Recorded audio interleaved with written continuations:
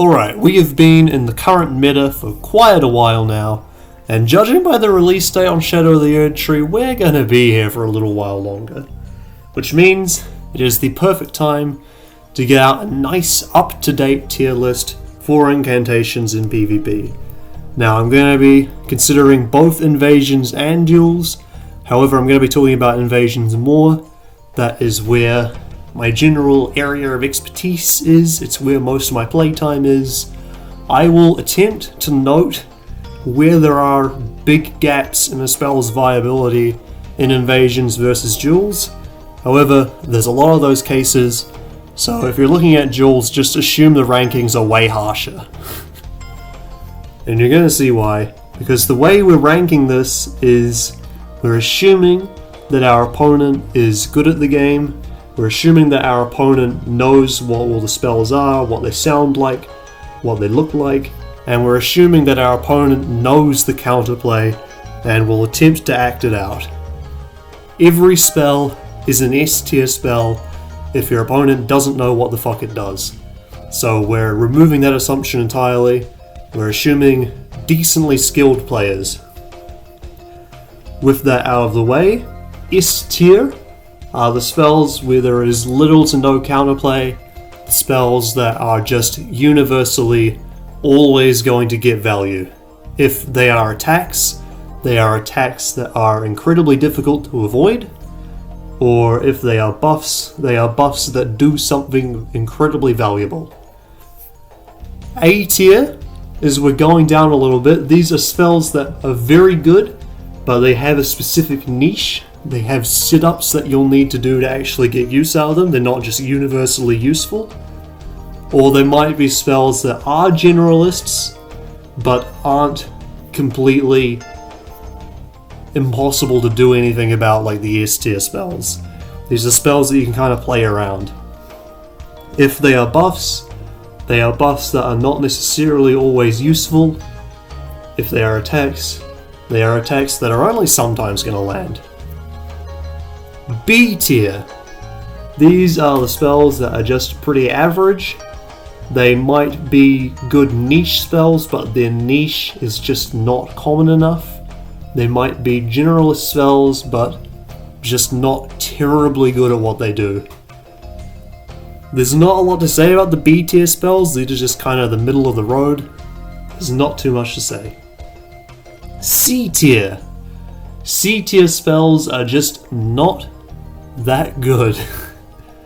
They might have niches that are just too rare to really come up, or they might be generalists that just are outclassed at what they do.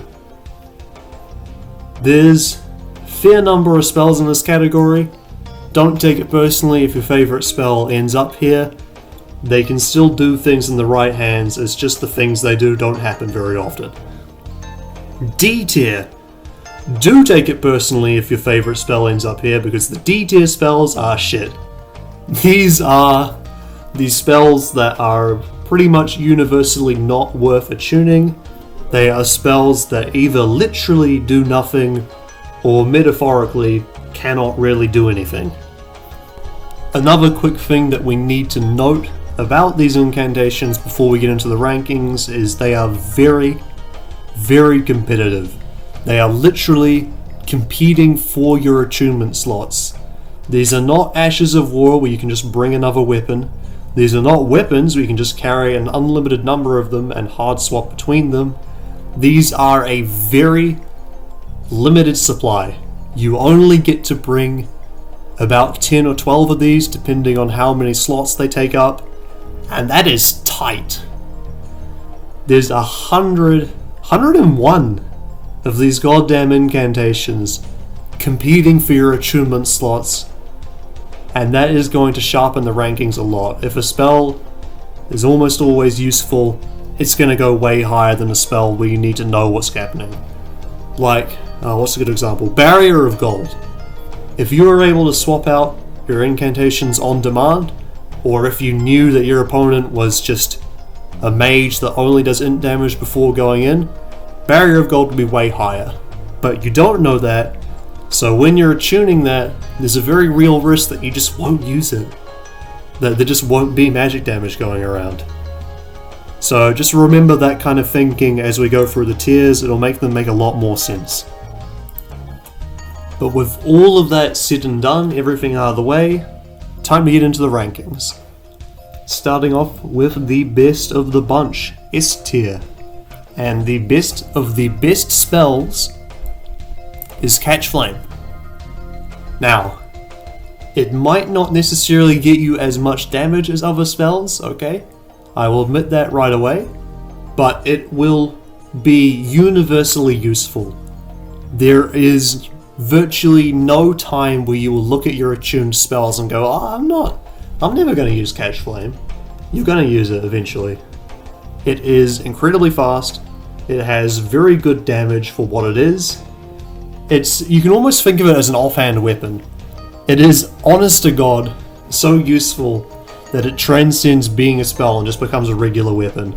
You know, this is your offhand rapier, this is your dagger. This is something you can use as a nice fast mix-up with other weapons, or you can even just use it as a main weapon. This is the spell that enables a pure incantation build to exist. It is so good, it is very easy to land, the running attack is very spammable, the second attack, so like after you've already casted it or after you've done a main hand weapon attack, is very fast, and that's just kind of universally the theme here. The only time that Catch Flame is slow is on that first cast. That is admittedly quite slow, but you should almost never be using that. It should always be running cast, second cast, jumping cast, rolling cast. There are just so many situations where this is just going to come out immediately and force a trade or get you a nice hit. It is so good. There is no other spell that is as universally useful as this. There is only one other spell I can think of that competes for the same niche, and this spell just blows that spell out of the water. We'll get to that later in the rankings. Moving on, the number 2 spot, Bestial Vitality. Now this is not an impressive spell. This is not a flashy spell. This spell is arguably not even the best regeneration spell, but it is universal. This spell is only 12 faith, so you can always cast it with a talisman swap. It is accessible to every single build in the game, and these better healing spells are much more niche. They only go on faith builds, they only go on high faith builds. Bestial Vitality goes everywhere. There are God knows how many hooligans running around the lands between with an int build or a strength build or whatever, or just a build that doesn't even cast spells, and they will still have Bestial Vitality right there sitting in their attunement bar ready to go when they want to swap to it. It is insane the wide reach that this thing has. I would go so far as to call it meta-defining. It is enabling every character in the game to convert a very small amount of FP into a full 600 HP heal. That is huge. The things that this spell does for the resource economy of an invasion is impossible to downplay. Every single build has incredible regeneration. Every single build is able to top themselves back up to full very easily thanks to this spell. This spell does a lot. It's a little guy, but it does a lot. These two are the only two that I think are just unarguable. Number 1 and number 2 spot. This next one, significantly more arguable, I think it's Grail's Roar. Now, when do you use Grail's Roar? Pretty freaking often. In a straight duel, in a straight one-on-one fight, it is an incredible roll catch. If you hit someone You can just cast Grail's Roar immediately, and they have two options. They roll, maybe they've got bad roll discipline, maybe they were a little too far away from you and didn't think they could get the hit in time. But if they rolled, they're fucked. This thing is so large, and the hitbox is so constantly active, that it is not possible to roll under normal circumstances. This is truly undodgeable, and for that I think it earns its spot in S tier. Now, if they hit you, they will probably trade, because this spell is very fast, and if you're using an attack that doesn't have a lot of end lag on it, something like Halberd running R1, you do a Halberd running R1, you do Grail's Roar, they need to react to that very quickly in order to get the hit in and avoid trading hits. And a lot of the time, they simply cannot do that. Maybe they're using a slower weapon, like a greatsword or an Uggs or something. It is difficult to avoid this spell from going off when you've got a nice window, a nice setup like that. Doing it raw? Probably not going to work. You're just going to get hit. But it's a very easy spell to set up for, and then going into invasions, the massive hitbox allows you to hit through walls, hit through floors. It is a spell that lets you get very creative. It is a spell that I think deserves the position. It is just an exceptional roll catch. Moving on though, another spell doing the same niche, Flame of Frenzy. You could make an argument to switch these two around, but I'm going to put it under because it is just slightly less reliable. It shares a function with Grail's Roar, but I don't think there's enough of a gap between how well these perform. The thing about Flame of Frenzy is it is faster than Grail's Roar, so it is more reliable in that sense. However, the spray of projectiles can miss. It's not often. The tracking is really thick and good on Flame of Frenzy, but there are cases where there's a little bit of lag in play, or maybe they're very close to you and they quick step around behind you while you're casting. There are cases where they can feasibly get away without trading hits, and that sucks. Still, very good at what it does. These two are like neck and neck, but I'm putting Grail's Roar here. Flame of Frenzy also has the Madness build up on it, but that will not come into play very often. Whereas the debuff on Grail's Roar, less attack, less defense, that's just universally useful. This Frenzy effect can be very good, but most of the time you don't have Frenzy. In fact, there's quite a good chance that you don't have any other sources of Frenzy at all.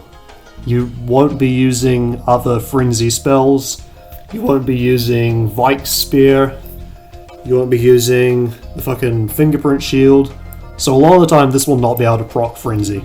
But still, respectable damage, very reliable roll catch, very good on the speed. It is serving the same purpose as Grail's Roar. The thing is, Grail's Roar is just slightly better at it. Grail's Roar is just slightly more versatile. These two are still very close though. But now we've got those spells out of the way, we are already moving on from S tier down into A tier. I know, there are not a lot of S tier spells in the game. The divide between S and A is fairly sizable. We're moving down to spells that are more niche, spells that aren't universally good like these four are. And we're going to be starting off with Placidusax's Ruin. Now, I have some history with this spell.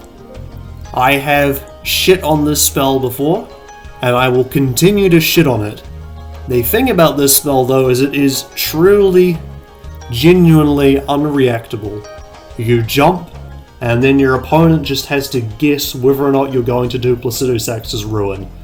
There is no way to observe and play reactive with this spell, which automatically makes it very, very good. Why is it not an S tier? Because It is the slowest motherfucker on Earth after that initial lightning burst.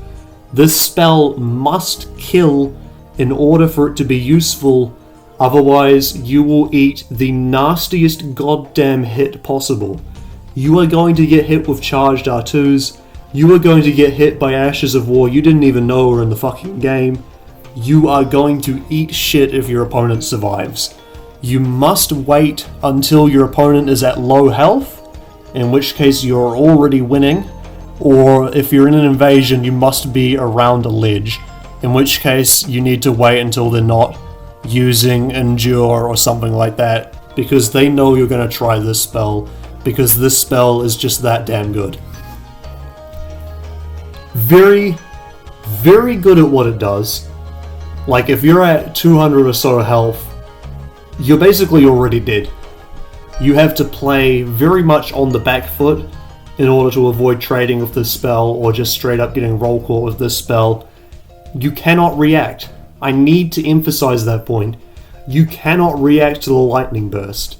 You can only react to the jump that they do in order to cast it. In which case they can just choose not to cast it and do a jumping R1 with a rapier or a lance or whatever, something that has a nice lingering hitbox, and hit you and get their damage that way. It's just damage. It's just unavoidable damage. The only thing that is preventing this spell from going into the S tier is that you basically already need to be winning to use it, because it must kill. I cannot emphasize that enough. This has to get the kill to be a good spell. If it doesn't get the kill, you have fucked yourself. You might just straight up die. So that's why it goes here, sitting comfortably in A tier, just barely not getting into S tier because of the downsides. But still, incredible spell that has pretty much no counterplay. It can't go any lower than this. Next up, Black Flame Protection. Now this is a little more niche. It gives you 35% physical damage reduction. Now not all damage is physical damage. It is the most common damage, and if you're a strength build and you see this spell, there is pretty much nothing you can do about it. But for every other build in the game, you can play around this spell.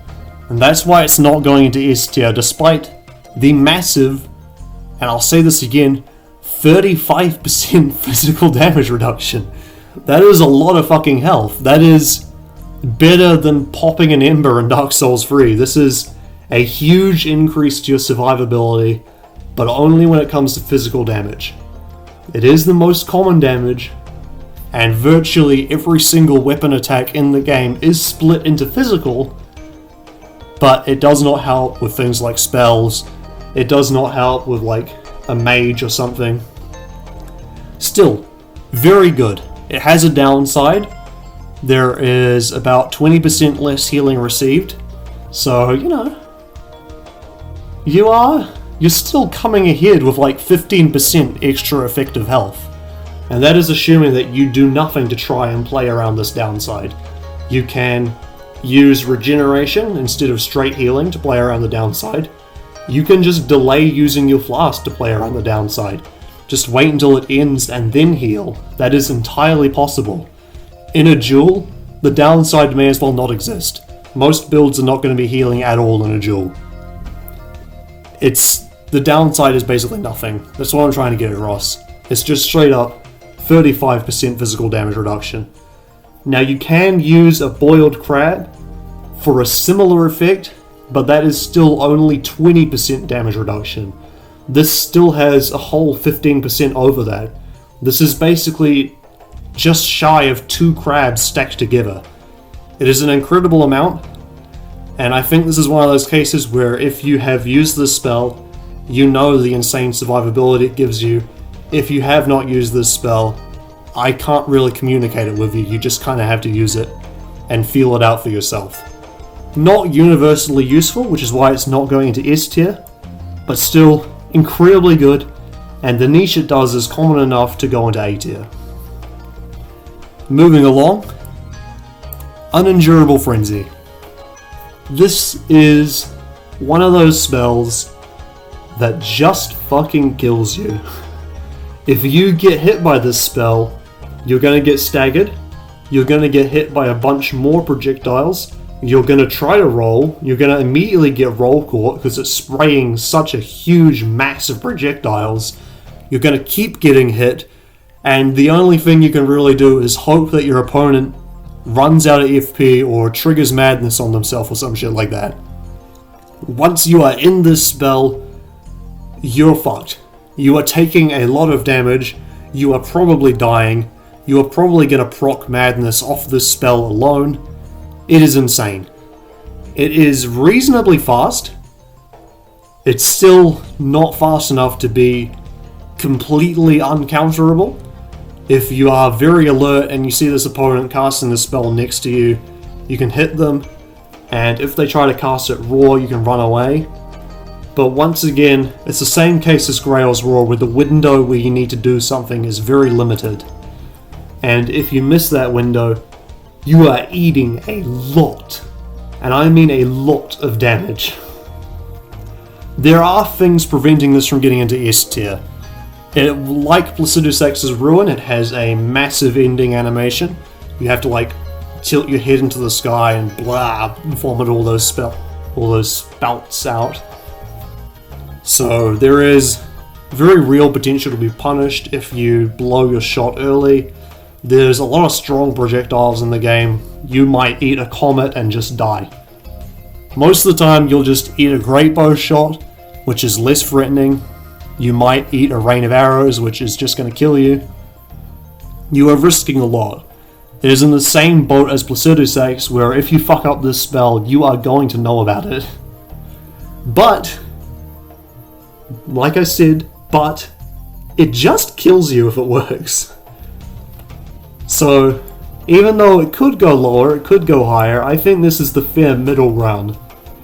It is very much a busted spell, but it is a busted spell that you can react to and do something about. And unlike Grail's Roar, if you force the trade into Unendurable Frenzy, you actually won't take that much damage. The power of this spell is that it hits you and it keeps hitting you and it keeps hitting you and it keeps hitting you. So if you see it and you just immediately attack, you're going to eat some damage, you will probably be forced into a trade, but you will interrupt them and you will not die. You will take maybe 200-400 damage. Compared to Grail's Roar, where you force the trade, you're taking 900 to 1000 damage. It's fucking nuts. That is why this is down here, earning its spot in A tier.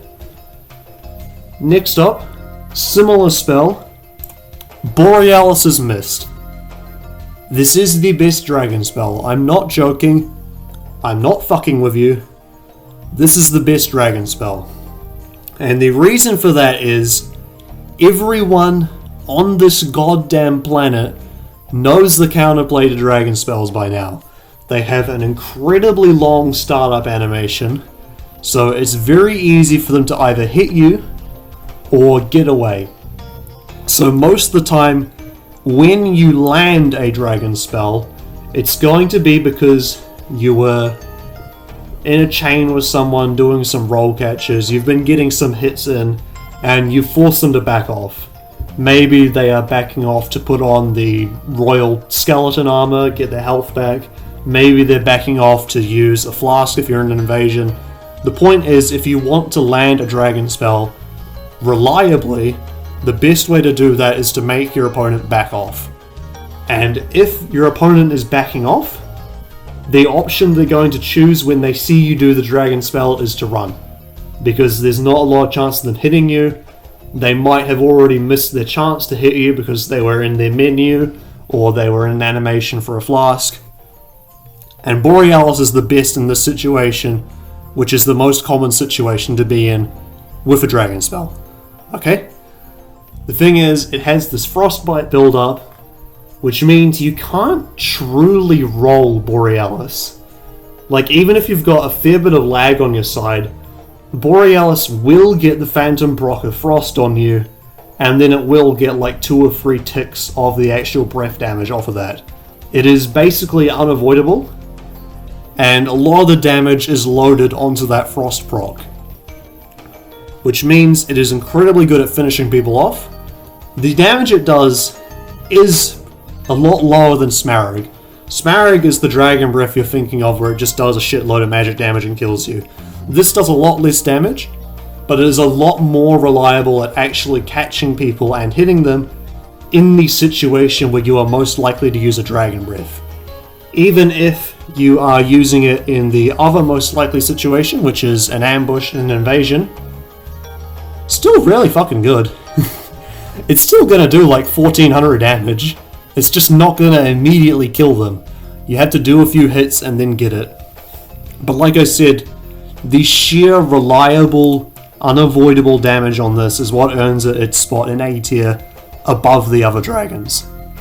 Now, moving on, we're getting a lot less ordered now. These are just kind of coming in the order I'm thinking of them. Erdtree Heal. This thing is monstrous in duels. It is fucking insane in duels. In invasions, less so. The thing about Erdtree Heal is it recovers so much health that you are pretty much always going to heal to full. And in fact, it recovers so much health that even if your opponent literally attacks you during the cast with like a backstab or something, there's a very real chance that you will still come out on top and will still have like half your health. It is very difficult to not only prevent someone from getting the full heal off, but to actually prevent it from happening at all. It is much faster than it seems on paper. You will very often trade, well, trade is a weird word, but you will trade your damage with its healing, and you will come out losing. Like, if someone's at very low health, they've got maybe 200, 300 health left, and they cast this, they are in a much better position than they were previously. And only Erdtree Heal, out of all the heals, is going to reliably just massively over-heal you like that. Like I said, in invasions, it's a lot less effective, but you can still do the same sort of thing where, you know, you just break off for a second in the fight and pop one of these, and it's faster and more reliable than using a flask. Because, you know, if you use a flask to heal the fall, you gotta drink it twice, it's a pain in the ass. You can just pop one of these. Still very good in invasions, it's just not as good. If this were a Jules tier list, this would be sitting right up here in S tier, but as it stands, it's going down to A. Next up on the list, Blessing's Boon. This is the second best regeneration in the game. I think it's something like 12 health per tick. It is pretty damn good. The only problem is it's not universally good like Bestial Vitality is. This is a lot of healing, and it is a lot of good healing. In fact, hang on, let me look it up how much healing this does. Okay, so it's 936 health, so it is 1.5 Bestial Vitalities. That is pretty damn good. It is faster than Bestial Vitality as well when it comes to the healing. The only problem is that you need a little more of a faith investment, so this is much rarer than just popping a Bestial Vitality whenever you want. It is technically better than Bestial Vitality, but it does not have the universal use that Bestial Vitality does. You need to actually be building into faith a little bit to get this. You might need to use a few different talismans. You might need to use a source seal and an heirloom instead of just using an heirloom. It's not as good in that respect, which is why it's sitting down here in A tier, pretty close, but still not breaking into that best of the best category. Up next, Giant's Flame Take Thee. This is the best kinda mid-range fireable projectile out of all these incantations. It shares its speed with much worse spells like Stone of Gurranq or just the regular Fire Sling, but the payoff is a lot bigger. This thing has got some serious fucking damage on it. You are going to be eating like 1,000 damage if you eat one of these fully charged. Uncharged, maybe like 600, 700. That's still an insane amount of damage. The thing that is preventing it from going into S tier is that this is kind of easy to avoid. The AoE on it is big, yes, but the timing is pretty much always the same. However, it is a spell you need to respect. It is a spell that you cannot trade into. It is a spell that you need to be a little on the ball with your roll discipline, or otherwise you might eat one of these. It is a very threatening spell. It just doesn't have guaranteed damage on it like these other damaging spells. Realize that the spells that are above this are pretty much impossible to avoid. So that's saying a lot. This is the highest of the avoidable damage spells, basically. It is got a very generous range on it if you're in invasions. The horizontal range can be a little finicky, but vertically you can toss this off a building and it will go way further. The projectile has a pretty long lifetime on it. It's not a long range option like a great bow is, but it is still got very good uses. Like if you're in a castle and you're up on the walls and the guys are down on the floor, you can hit them with this. I don't think I need to talk about it very much. It is a spell that rewards you for getting creative in invasions. It is a spell that is very threatening in duels, but not too likely to land, which is why it's going down here in A tier. This is unreliable damage. Following up on that fort, Wrath of Gold, previously known as Wrath of the Gods in previous Souls games. It's just a nice fast shockwave that does a lot of damage. It is a big threat if you are directly up next against someone, then you need to be really worried about getting roll caught by this or trading into it. Otherwise, you don't have a lot to worry about. It's not a spell that is particularly dangerous at any real kind of range. It is very dangerous up close. It's just worse Grail's Roar. That's really how it is. Very fast, faster than Grail's Roar, I believe, but the range is limited, and that's what's keeping it back from going up here. There's not too much to talk about. This is another kind of staple spell that you see on a lot of builds. It's alright. You can combo into it with some things. There are setups for it. It's just not universally good. And I know I'm saying that a lot, but that really is the key separation between these high S and A tier and these low A tier spells. Next up, Ancient Dragon Lightning Strike, if I am remembering the name correctly. This is the spell where you shove your hand up in the air and a fuckload of lightning strikes radiate around from you in a kind of asterisk pattern, that kind of star shape. This is a lot of damage. And I know I've said that before, this is really, really a lot of damage. Like, this is getting into the territory of you might just be fucked if you get hit by this. And it can be a little unreliable to roll, especially if you're up close. They can kind of overlap with each other. The projectiles will overlap with the area they affect. From further away, it is a lot less threatening, but it might still force you to roll. It can be unreliable, strafing these, lag can come into play. There's a possibility you get hit by this. It's not likely, but there's a possibility, and if it happens, you're pretty much just dead. You are going to eat like 800 damage, you're going to eat over 1,000 damage if it's charged. Actually, if it's charged, you might just die, depending on the person's build.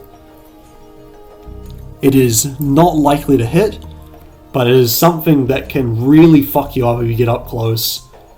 Like I said, similar situation to Grail's Roar and Wrath of Gold here, where if someone hits you up close with an attack that has very low lag on it, very low end lag I mean, they can just pop that off and force a trade and get rewarded with a lot of damage because you'll probably get hit by multiple of these bolts at once. While I'm at it, I'm going to put Ancient Death Lightning here. It is a very similar spell. However, Ancient Death Lightning is slightly worse in that it doesn't have the range on it that regular Ancient Lightning has. The regular Ancient Lightning radiates really far away. It can struggle a little in roofed surfaces, so if you're in a tunnel or something. With that said, it can also climb upstairs and things like that. Ancient Death Lightning Strike only strikes in a very small circle around you. But once again, the reason it's going this high up is because it just fucking kills you. Even more so than the regular Ancient Dragon Lightning Strike, this will kill you. Guaranteed. The damage on it is absurd. It is ridiculous. This is still a fairly fast spell, so it's possible that you can accidentally trade into this and just get fucked. That's kind of a running theme here. A lot of these A tier spells are spells that aren't necessarily very reliable, but if they do hit you, you are fucked. You are dead. In fact, following up on that theme, here's Smaragd. I do not need to talk about Smaragd much. We already talked about the counterplay with Borealis, but just in case you aren't aware, you see someone casting this, you hit them with a projectile because it's really fucking slow. Someone tries to cast this up close, you just do a jumping attack because it's really fucking slow. Someone does this far away, you just run away and hide behind an object. Even in the Colosseum, there's those pillars that you can hide behind and be safe. This is a spell that is very easy to avoid. The problem is, if you fuck it up, you are dead. And I'm getting real tired of saying that, but this is just a lot of damage. Dragon Breaths already notoriously do a lot of damage. This is the highest damaging one of them. Not a lot to say here, it's kind of simple. You fuck up and allow someone to cast this, then you will have to trade into it and eat like 400-800 damage. Or alternatively, you won't even get to trade because this thing will stagger you and then you will just die. Next up on the list, Exyke's Decay, aka Rot Breath. It's really fucking annoying. This isn't actually terribly threatening, it's just really goddamn annoying. It will phantom proc rot on you and you will have to use a bolus. In a duel, this is the least threatening of the dragon spells by far. In an invasion, you can kind of get messed up by this if you're like stuck in a corner or something.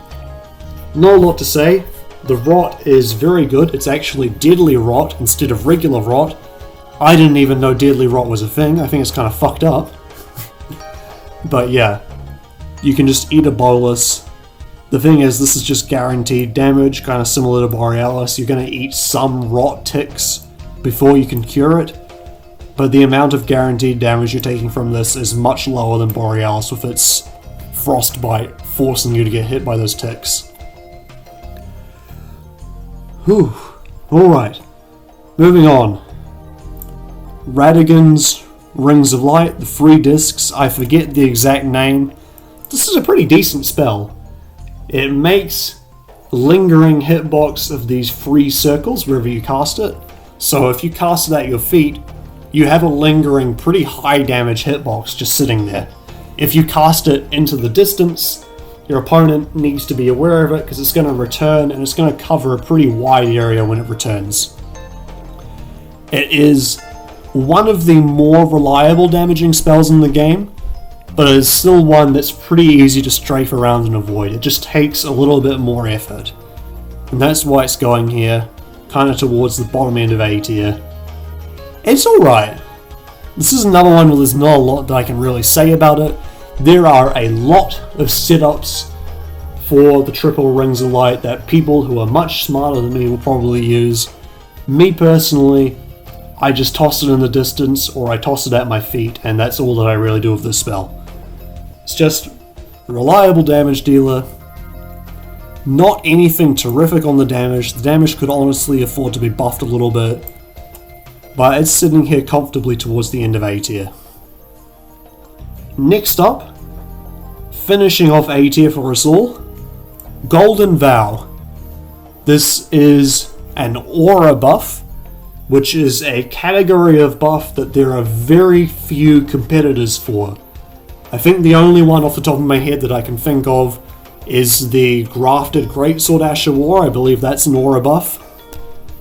This is, it's just 3 damage and defense. It's not a lot of damage and defense.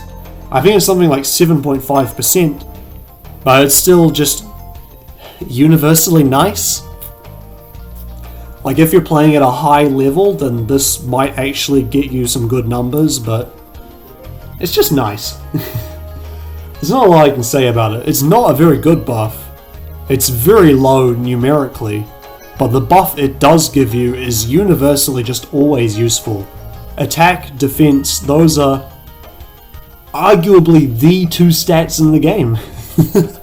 Everything kind of comes down to that. So even though it's a very slight nudge, the numbers are very low, it's very easy to just cast this and forget about it.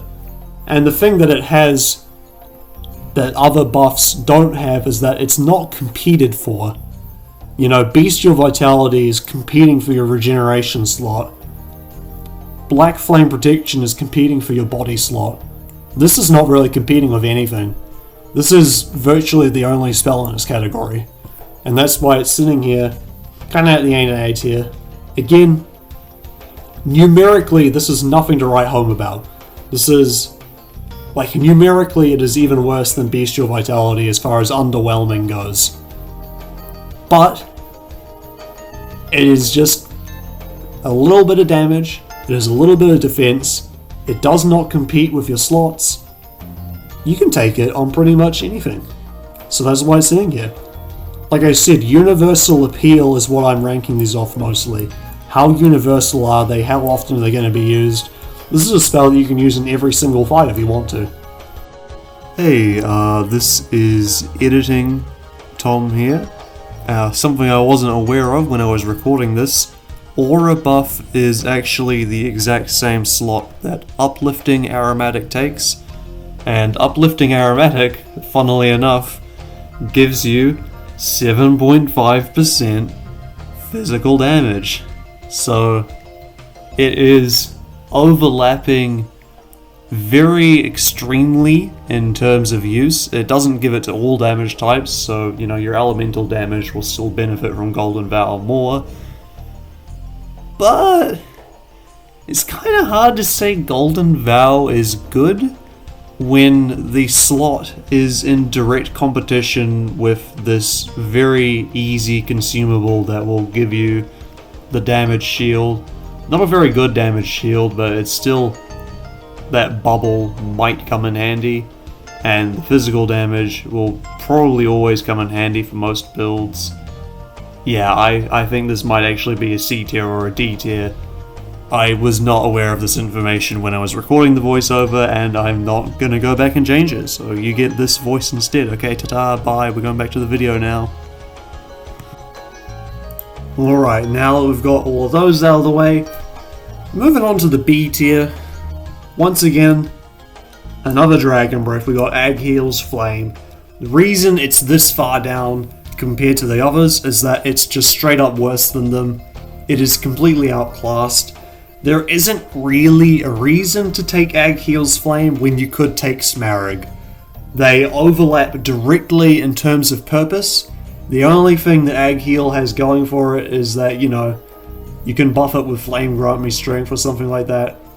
Problem is, it is still less damage than just doing Smaragd, which is why it's down here, sitting in the B tier. Which is insane to think about. It is the same spell in essence as Borealis, but it is so much lower down because it just does not have the same utility as Frost and Rot, and it does not have the same damage as Smaragd. Following up on that thought, we have Dragon Ice, just completely outclassed by Borealis in every way, but Dragon Ice is a much cheaper spell. It has very low requirements. You can take it on a build with low faith. You can use an Heirloom or something and just put a couple points into Arcane, and you can cast this. The exceptionally low requirements are why it's going up here. Similarly, Rot Breath. I'm actually going to swap this and Eggs around. Rot Breath is not a spell you use for damage. It is a spell that you cast and you just get Scarlet Rot out of it. It is really that simple. Not that hard to cure, but the thing with grounded Rot Breath versus Exite's Decay is that you get full benefit from Poise, which you do not get when you are in the air with Exites. That doesn't matter as much in the current meta, but Rock Breath is also much better at using the Iron Jar Aromatic and the Endure Ash of War. Because you are on the ground, you are not jumping, you are just doing it immediately. You're in the grounded state where your Poise applies fully, and it's just faster. Because of that, there is a degenerate strategy, that is how I'll describe it, with Rock Breath, where you can just endure and then Rock Breath Roar at the start of a fight in the kind of mid-range where you're strafing around each other, and you can't really be interrupted, and you are very likely to just get Scarlet Rot for free, and then you can just pressure them to avoid them using the bolus, and now they are on the back foot for the entire fight. It is very cheesy. It is not going to work on everybody, but when it does, it is just very cringe. And very boring to watch, actually, which is why that video is deleted, and you probably haven't seen it, because it is just not very interesting. Exite's Decay is not as good with that degenerate strategy, so that is why it is down here in B tier. I'm swapping the two around, I think I got them mixed up. That is my bad. Following up, Blessing of the Erdtree.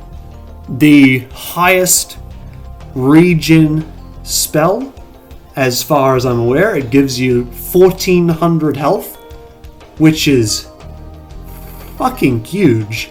That is a lot of health.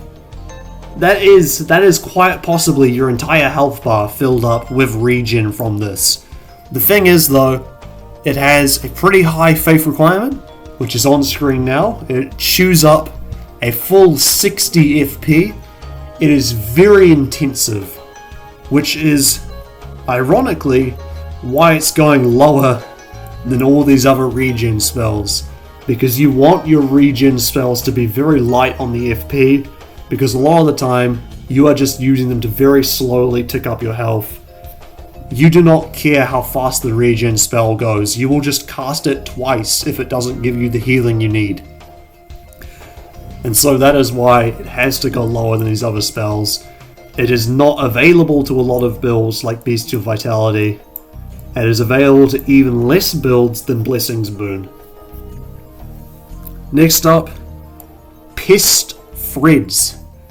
This is deceptively difficult to land. I feel like when I'm fighting this, it is fucking insane on the tracking, but when I'm casting it, it is not that remarkable. The thing is, it is very spammable. You can cast it and then cast it again because the threads will be covering your ass to prevent someone from interrupting you. So because it is so very spammable, it is not too hard to get value out of it. It's going here in B tier, even though it doesn't do terribly much damage, and it's not that hard to just keep dodging it. The fact that you have to keep dodging it and you can't go in and do something about it is why it's going here in B tier, kind of middle of the road. It is a spell that is incredibly annoying. Like, it is a spell that if this was an annoying tier list, this would be up in S tier along with Rock Breath.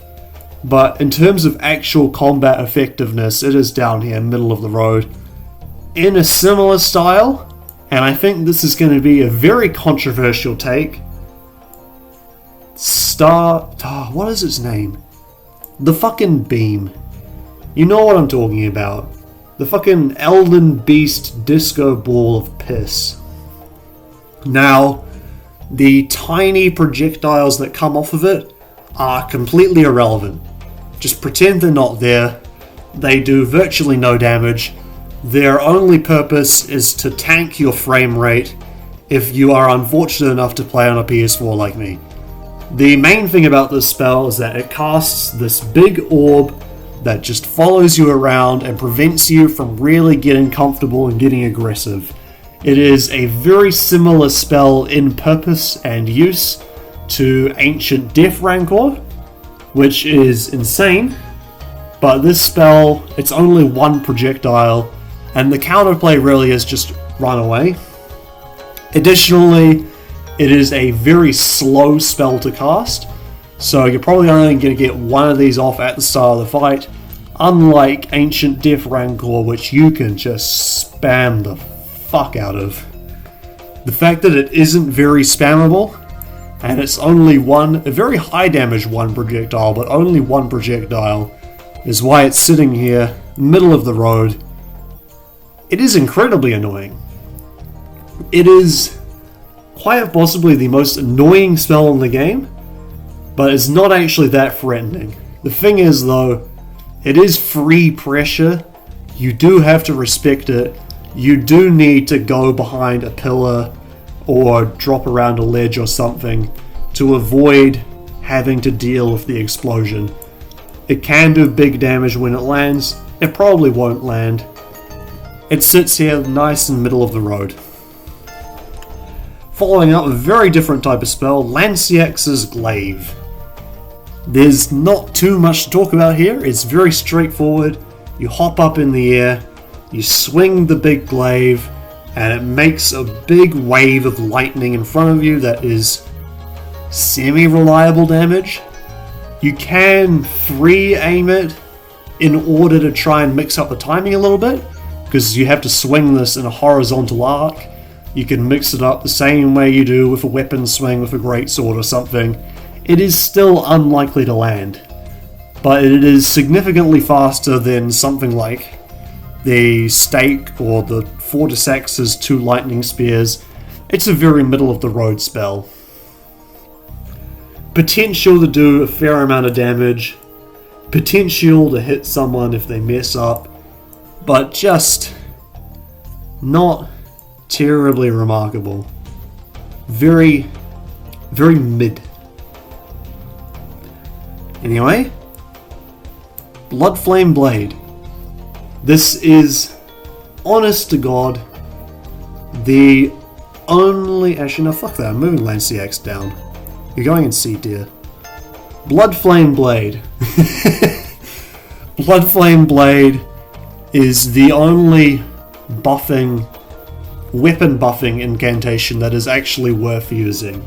It is very low requirements, and it actually gives you an effect that you can't just get by using grease.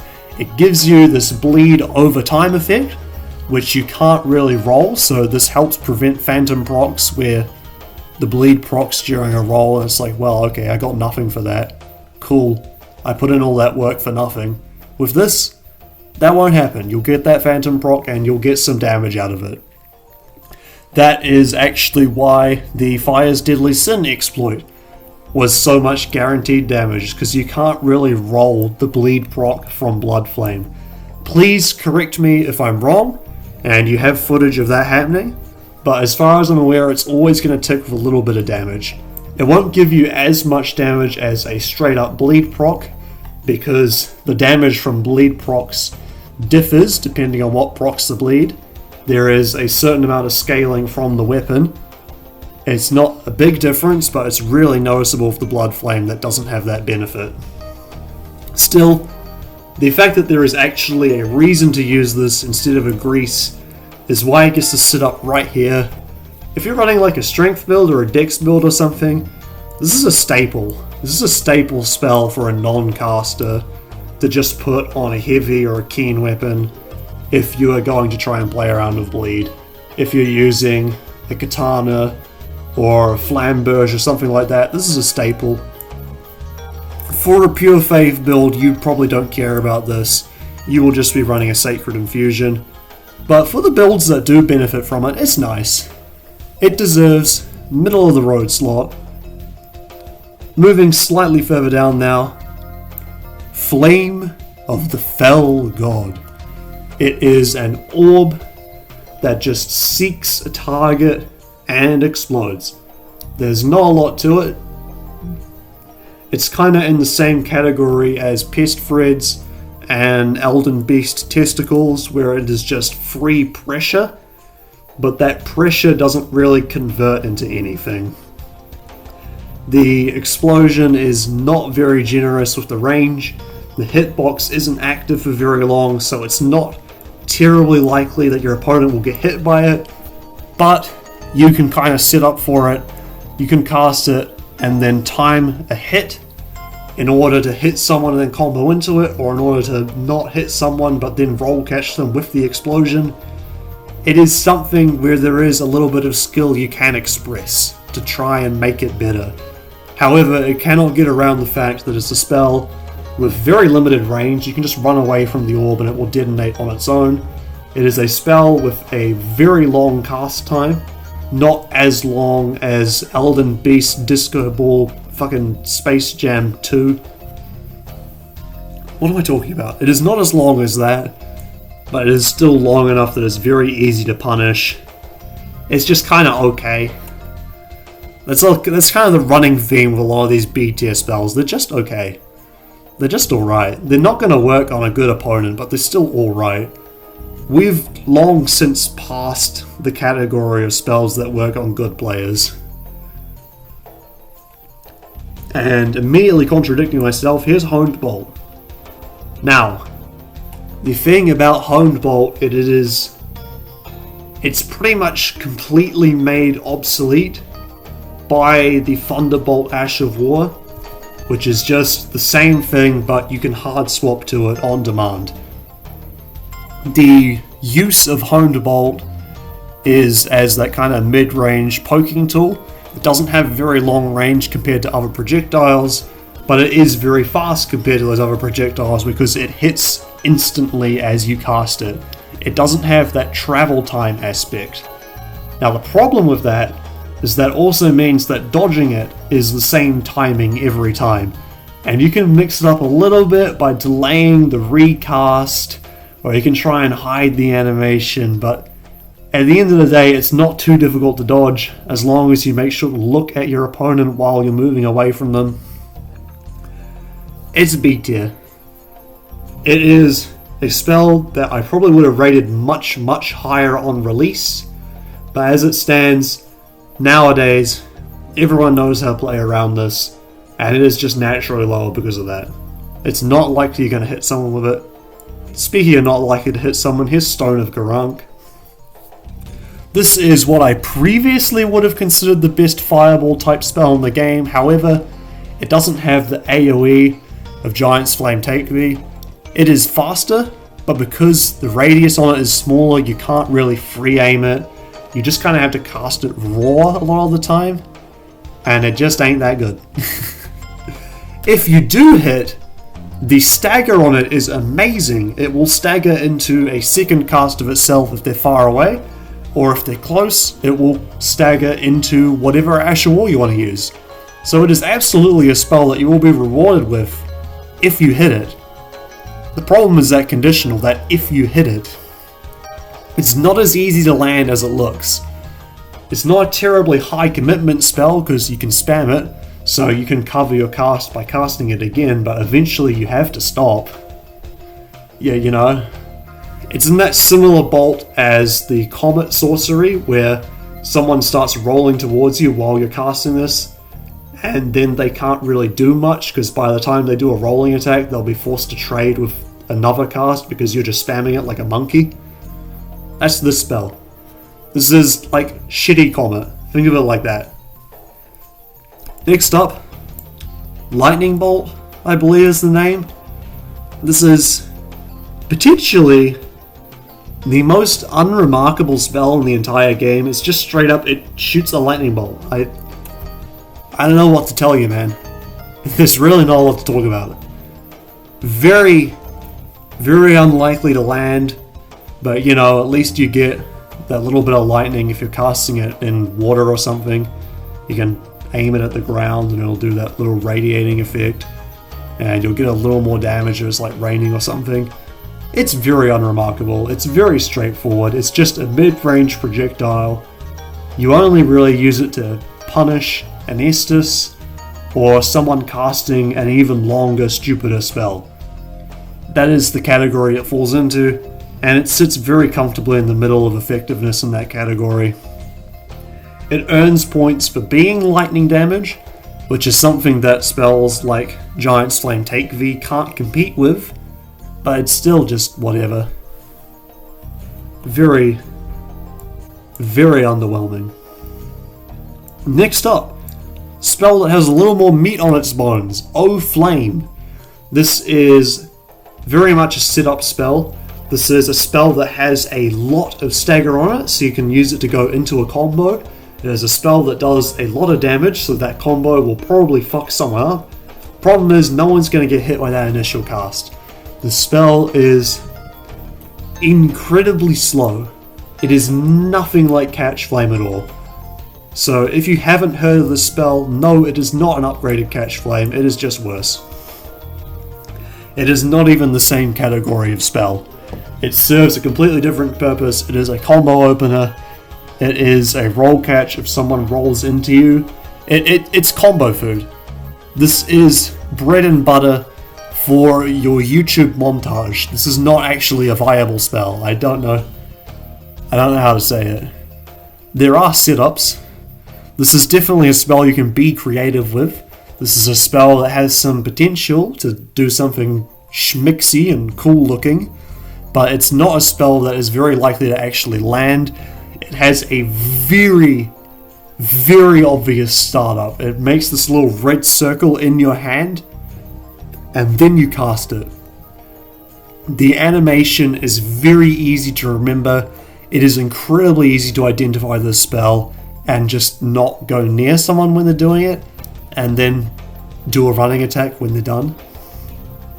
Very easy to play around.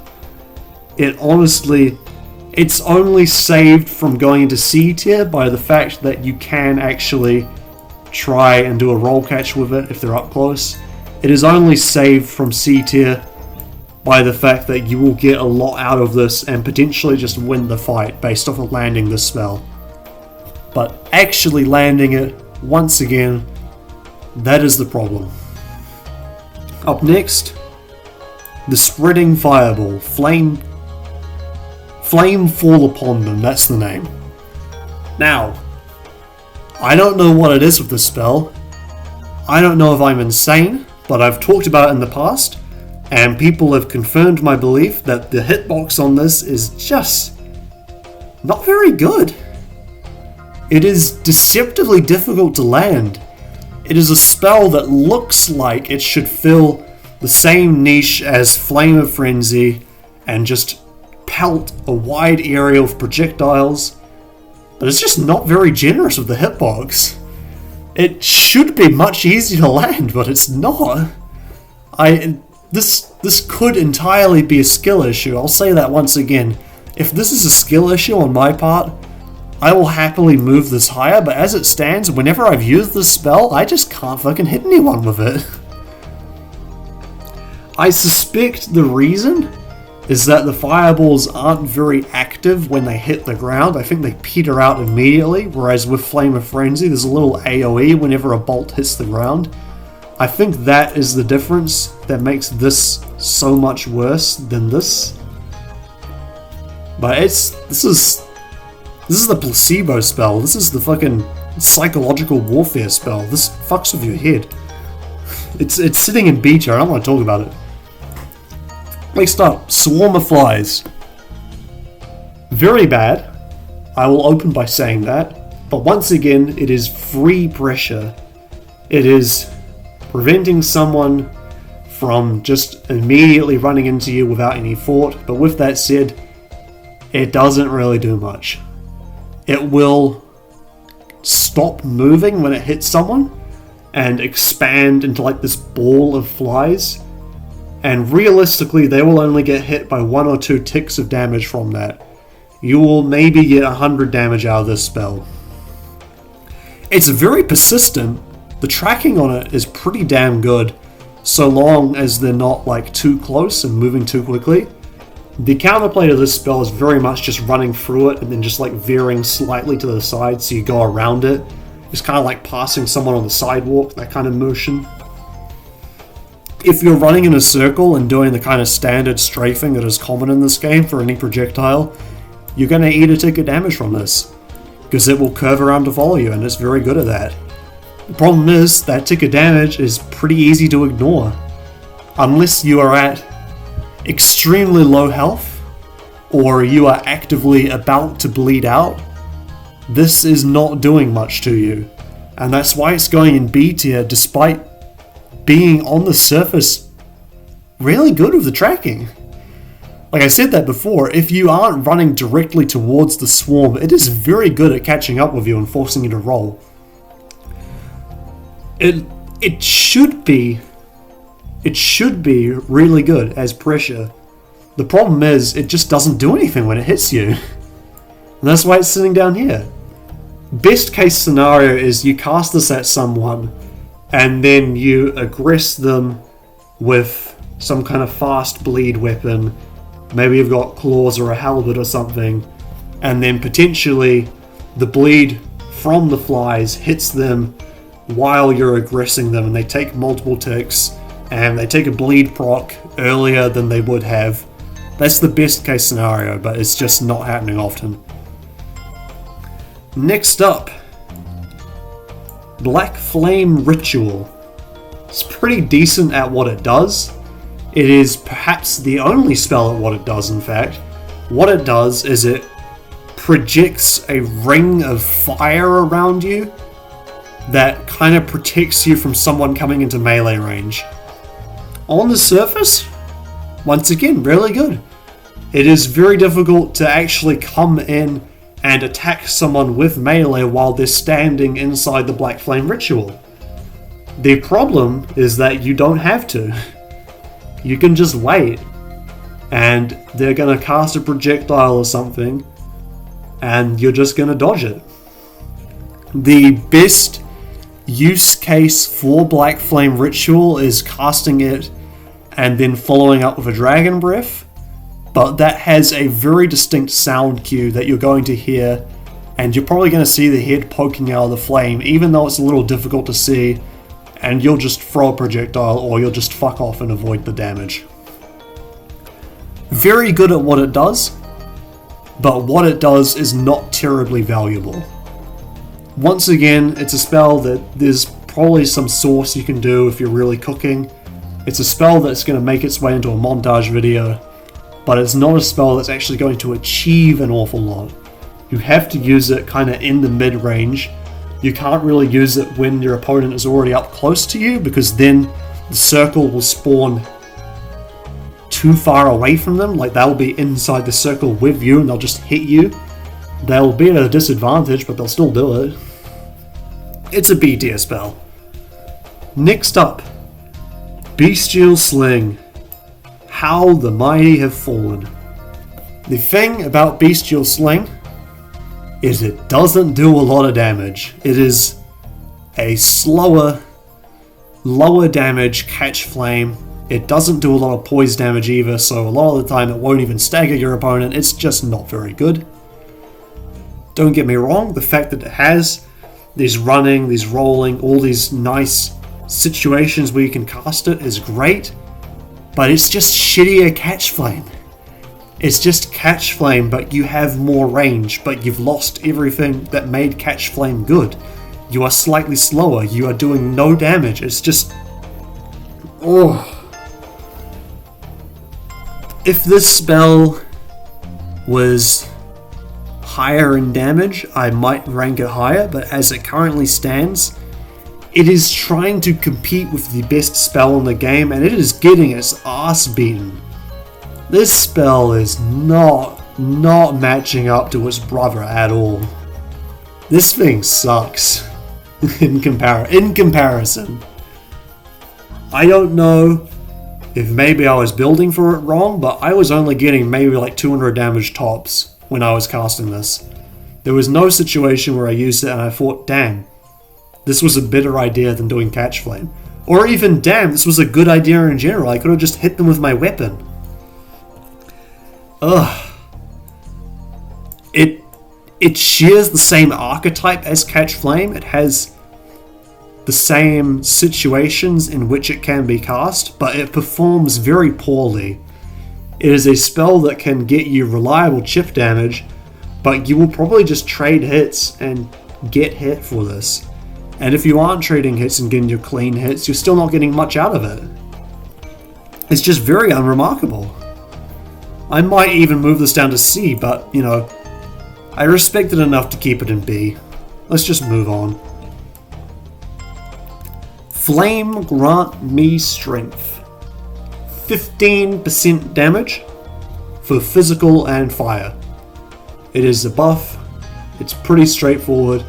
It only lasts for 30 seconds though, which is why it's down here in B. The chances are if you use this, you're just getting rid of your body buff and getting very little benefit out of it.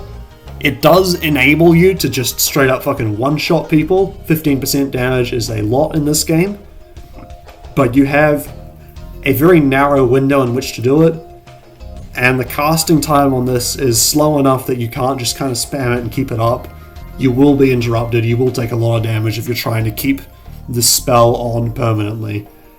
It is a spell that can clutch it out. It is a spell that can perform very strongly in its niche, but you just don't get a lot of opportunity to use it, which is why it's sitting here in the middle. A earlier version of me, a me who was not as good at the game, would probably put this up in S tier because one-shotting people is funny, but the reality is you're not going to get that very often. Your opponent can just wait this out if they're very concerned, or even just avoid getting hit. It's not that great. What it does is exceptional, but it's not going to be exceptional very often. Moving right along. Aspects of the Crucible Horn. I can't remember the exact name. This is the move where you do a shoulder tackle. You can either do a quick one or you can hold it down and charge it. It has some pretty good tracking on it, so you will pretty much force your opponent to roll. Once again, with many of these spells, the problem is it probably won't land. You can knock someone down with an Ash of War or something, and then cast this. But it's in a similar situation to Honed Bolt, where the timing on it is very difficult to mix up. It's almost always the same, and it's very well telegraphed. So you probably won't hit it. The damage is respectable. I don't think it's anything to write home about, but it's still decent enough damage. There is a glitch you can do. I don't think it's been patched out, where you cast this and then you do a Dragon Breath and the Dragon Breath moves. I'm not going to go over exactly how to do that because I think that's irresponsible, but you probably already know. Still not very good. It's just a very unremarkable spell. That's kind of the running theme of B tier. There's not much to say. Moving along, Dragon Claw. Very, very slow spell. Spell that doesn't do a lot of damage for how slow it is, but it is a spell you can kind of cook with. If you cast another spell during the end lag of this spell, it just cancels the end lag completely. So you can do Dragon Claw, and then when someone's running into punish, you can do Catch Flame, or even do O Flame up here, and you will hit them and get free damage. It is a spell where the instinct is to punish it after it's been cast, but you can't really do that because they will probably follow it up with another spell. So you just back away, chuck a projectile when you see it, and that's the end of that interaction. Very uninteresting. In a duel, this is never ever ever going to land. Even as a roll catch, it is just too slow. Again, the only thing saving it from C tier is the fact that there is some potential to cook with it and make it into a combo video or something. Maybe your opponent falls asleep at the wheel. You know what, I'm actually gonna put O Flame here. I'm gonna move Dragon Claw down. It's just too slow. Too slow. Who is getting hit by this? Sure, once you have cast it, you can start cooking by cancelling it into other spells, but you have to actually cast it first. You know? It's just very easy to avoid. Up next, Discus of Light.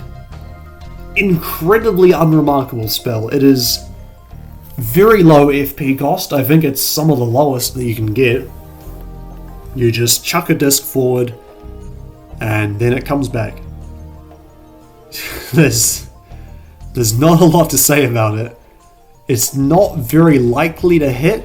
It travels in a perfectly straight line. It doesn't have any tracking on it. It doesn't have any AoE on it. The only thing really going for it is that it comes back afterwards, so maybe your opponent isn't keeping on track of it and they get hit by it. It's unlikely, but at the same time, it's a very fast spell. It's a very low cost spell, so you're not really losing anything. It's a no risk, no reward spell.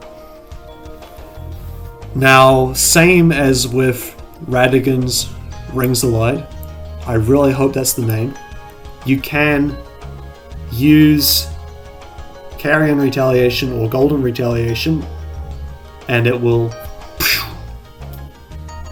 parry itself. It doesn't do a lot of damage.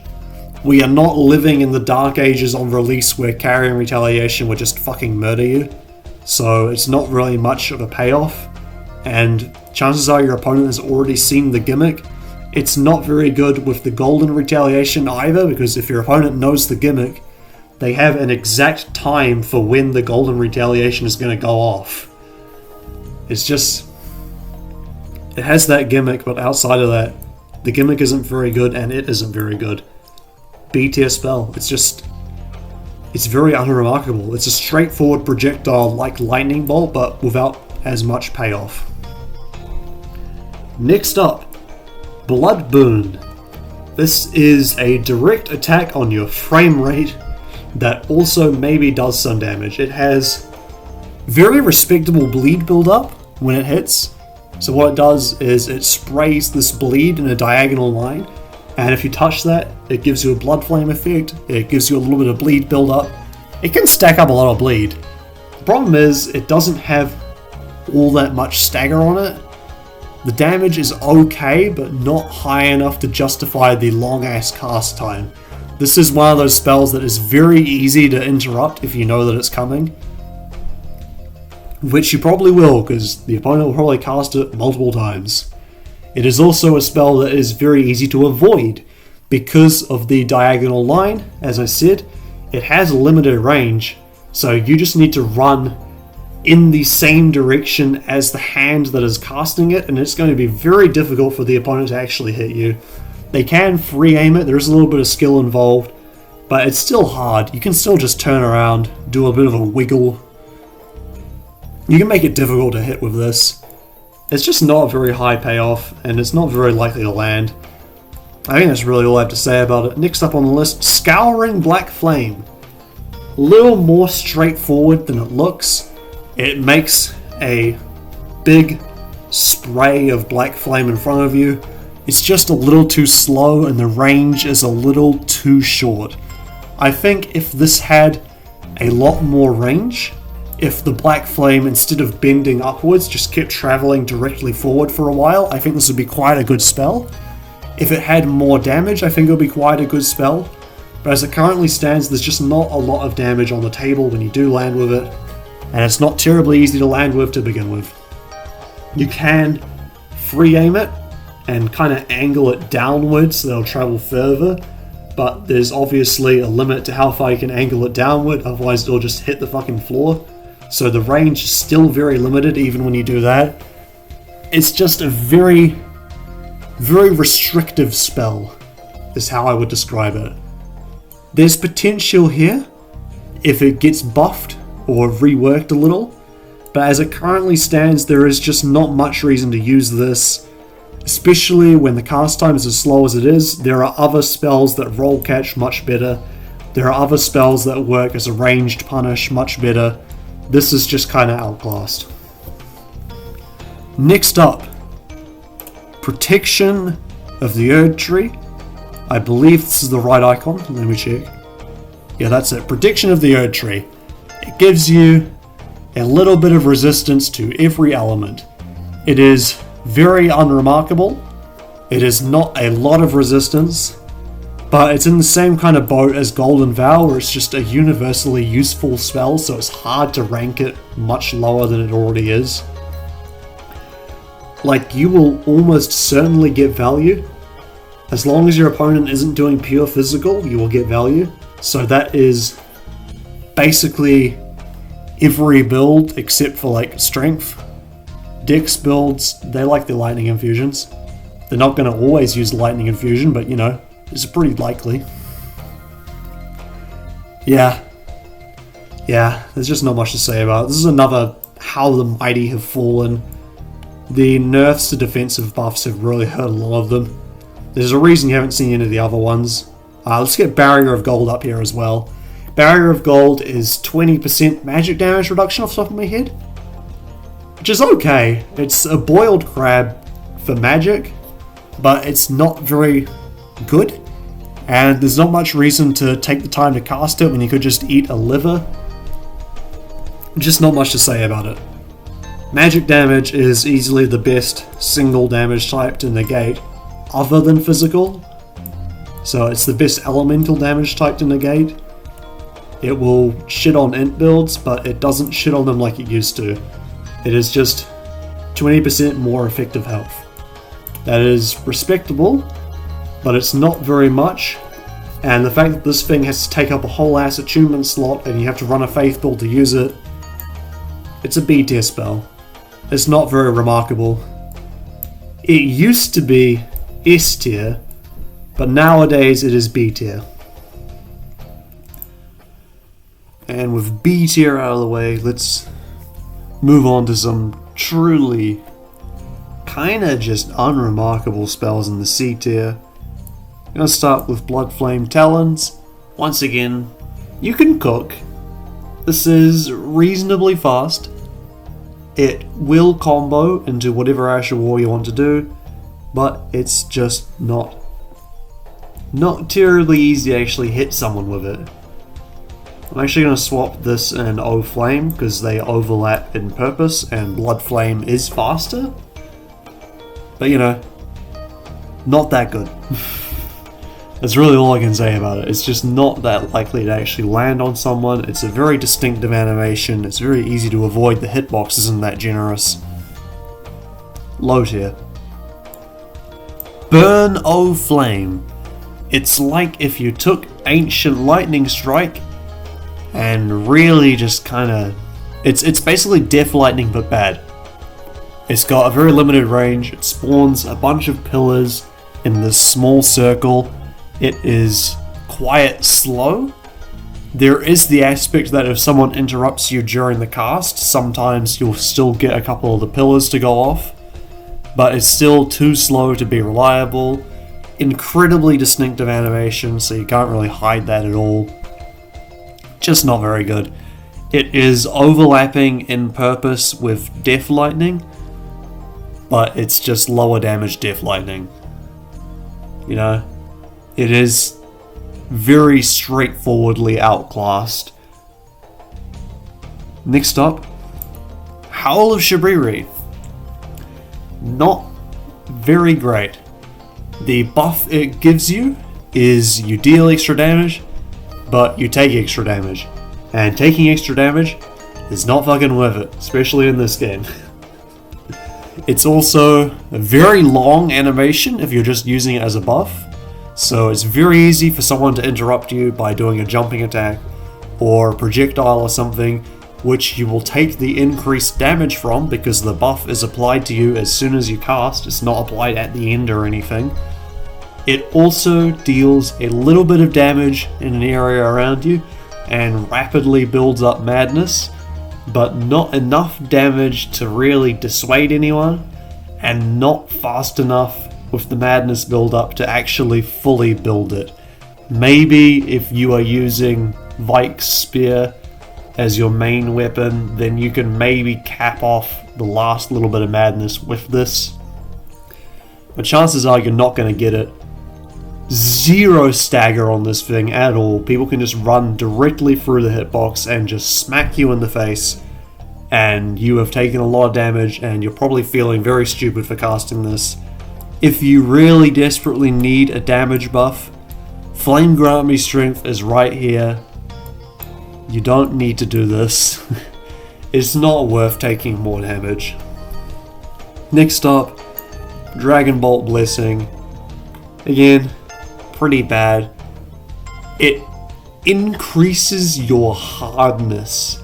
So that is like how shields work, how hitting walls work. It makes things bounce off of you, but only very small weapons. So something like a thrusting sword or something, most weapons will not bounce off when they are two-handed. So it doesn't even counter thrusting swords, because those are almost always going to be two-handed anyway. Offhand, maybe.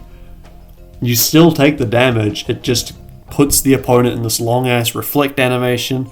It is very easy to work around. As I said, you just two-hand your weapon and this is no longer a concern. It's a very nothing buff, it's very easy to avoid. Next up, Law of Regression.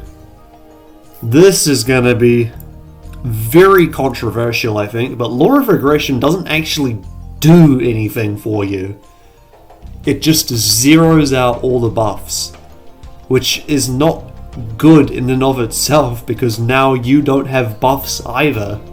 It is a net good if your opponent was casting buffs and you didn't cast a single one, but that is not as good as you just buffing yourself and now you're both stronger. It is also very easy to interrupt. The animation is very distinct and very long, so realistically the chain of events with this is first your opponent buffs. That is the necessary first step, otherwise there's no reason to cast Law of Regression.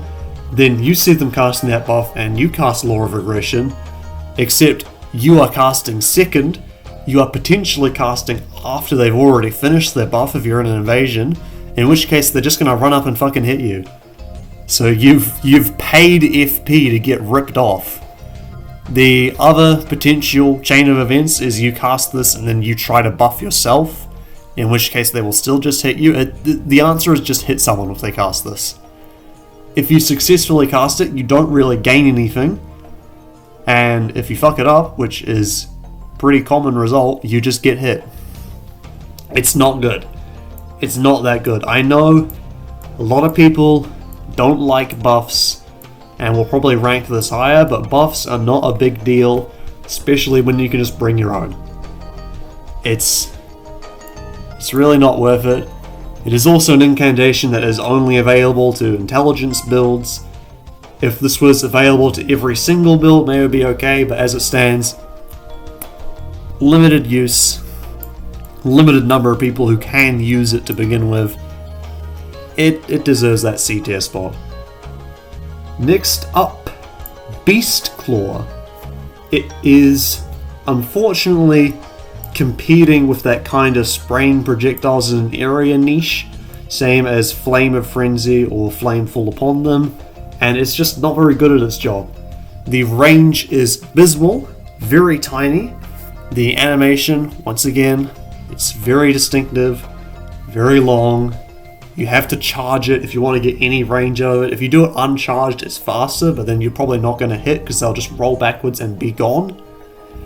The projectiles fan out very far. It only spawns about 5 of them, so it's very easy to just move between them, and when it hits, it doesn't do a lot of damage. There's just no real reward for using this. I remember way back in the open beta, the damage on this was really overtuned, and they just kind of took it out back and shot it when the game came out, and now we are here all this time later and it's still just kind of C tier. It's just not that good. Next up, I think this is the actual Radigan's Ring of Light, as in that's its name. I think I got the name for the triple rings wrong, but I'm not going to go back and edit that because my voice is already tired from doing all the takes for this video. It is a very simple spell. You just cast a ring out in front of you. Unfortunately, that means it is competing with other AoE spells like Grail's Roar, like Wrath of Gold, and it just doesn't really have anything to offer in comparison to them. The only thing it really has going for it is that it is a Golden Order spell. It's fitting a different build. If you've got Int, maybe you want to pick this up. But it's not a groundbreaking by any means. The damage could be a lot better. It is very easy to dodge. There's not really a lingering hitbox or anything. You just need to look. it is not great. You can maybe roll catch with it, but then again, if you're doing that, Grail's Roar, Wrath of Gold, they're right here. They've got you covered. Next up, Lightning Strike. This is the spell where you put your hand up in the air like Honed Bolt, but instead it just spawns a line in front of you, and then a second later that line spawns a bunch of lightning projectiles, and it strikes the ground. It is just too slow. It is too telegraphed to ever actually hit anyone. The only real use case for this is you cast it a bunch, and then you do Honed Bolt, because this can still combo cast with Honed Bolt, because the two have an identical animation, and for some reason the game is just like, yeah, okay, you can chain one into the other. But that's not doing much, and you could just... You're trying to condition someone into dodging your shitty spell in order to hit them with a less shitty spell. Why not just do Honed Bolt? Or better yet, why not just run up and hit them? You're burning a lot of FP to hit someone with one Honed Bolt. It's just not effective. Next up, Gurank's Claw, whatever it's called. You put your hand in the ground and you pull it out, and it just does a little AoE circle of Beast Claw. Very bad. It is even slower. It is even more limited on the range, and the damage is still kind of not much to look at. It is a very unremarkable spell that is not really going to hit anybody. I don't think there's any real setup you can do with this that would not be better suited by just casting a different spell. Next up, in tandem, Ancient Dragon Lightning Strike and Fortis X's Lightning Spears. I think it's Stake? Ancient Dragon Lightning Stake. There's a lot of fucking lightning spells in this game. You know what I mean. They are the spells where you reach up in the air, you summon this big spear, and you plunge it into the ground. The single version is faster, but the second version is incredibly high damage that will basically just one-shot you. The problem is that they're both incredibly slow, and the only situation where they hit is if your opponent trades into it, which is very easy for them not to do. It is a spell that only works on people who aren't very bright or just not aware of their surroundings. I think I've talked about it before. There is some gimmicks you can do where you shoot it over a ledge. Like if you're standing on top of a building, you could shoot this at someone standing at the bottom of the building directly underneath you. You can get a little bit creative with it, but it doesn't cover the fact that this is just very easy to avoid.